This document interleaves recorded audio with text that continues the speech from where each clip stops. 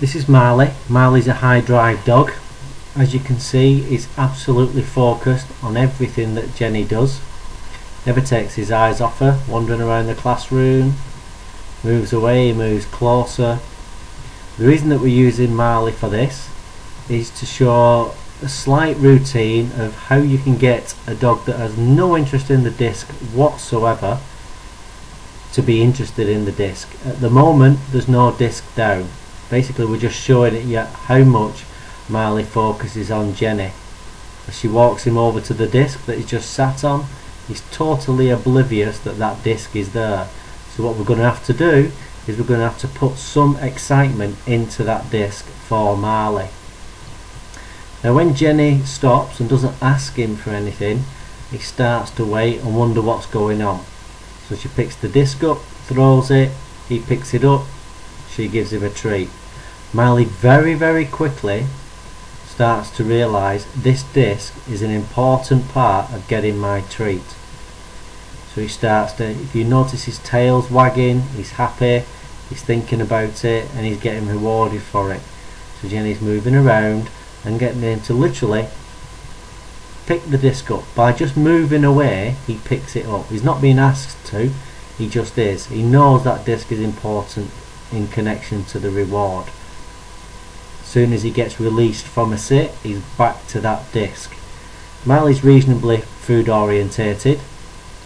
Not the best of food orientated dogs, but reasonably food orientated. So we're going to move on a stage. Now that Marley understands that the disc is an integral part of getting rewarded, we now want to also teach him that we don't want him to pick the disc up. So we need to get really close into the disc. As soon as he touches the disc, Jenny offers him some food. Moves the disc away, starts again. Remembering that we don't want him to pick the disc up. If he does by accident from this point onwards, at no point will he be rewarded for picking the disc up. He only gets rewarded for touching. So what we're now going to do is we're moving on to the next stage. We're now going to put some distance between the disc, Jenny and Marley. He has a look back at the disc any second. As I think about it, we want him to move from Jenny to disc, get his reward, but we don't want him to pick this disc up. The video you're watching is approximately 7 minutes long, but this was taken over roughly an hour and 15 minutes, maybe an hour and a half. This is playing with Marley, doing some training. Playing with Marley, doing some training. So basically you're seeing about an hour and a half work at the most. So we're waiting for him to get bored with the hand that isn't giving him any food and go back to the disc. Now he touches the disc, Jenny gives him his reward. Keeping in mind this is all new to Marley. He's not used to just touching things, he's used to bringing things back. Generally if he's asked to go out to anything, or if we show an interest in it, we generally want it back, so we will bring it. So we're now teaching, we don't want that anymore, we just want you to touch it. So this time Jenny took half a step back as he was going out. When he turned round he realised she was further away and he had the opportunity to pick it up and bring it in. So he didn't get rewarded for picking the disc up, but he's never told off for being near or touching the disc. He basically just didn't get a reward.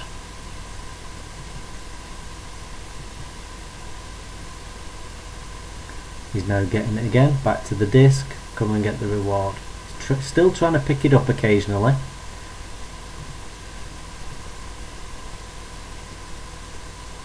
You notice he's starting to use his feet a little bit with the reward and the disc.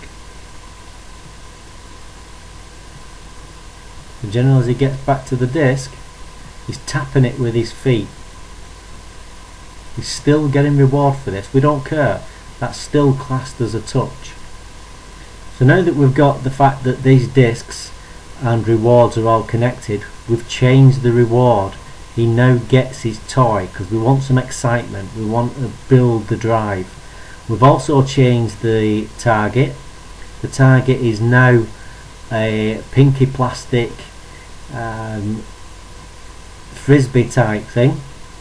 So he's now got to go to the frisbee to get his toy back. So Jenny takes his toy off him, he realises he's not getting it, goes touches the frisbee, Jenny gives him the toy.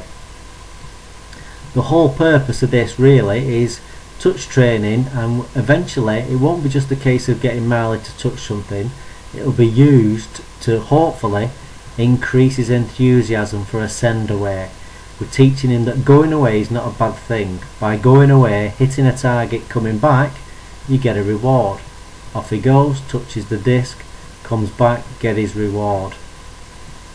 So now basically Marley's going backwards and forwards from reward to target of his own accord. We're letting him think about it.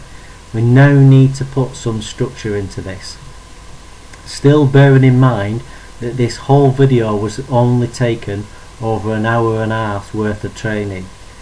So now Jenny's going to take Marley's toy off him, but before he can think about going back, Jenny interacts with him, breaks his concentration and brings him round into a sit.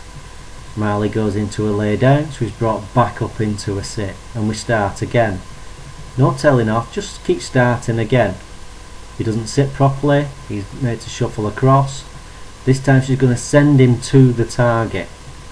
So we've now moved on another stage.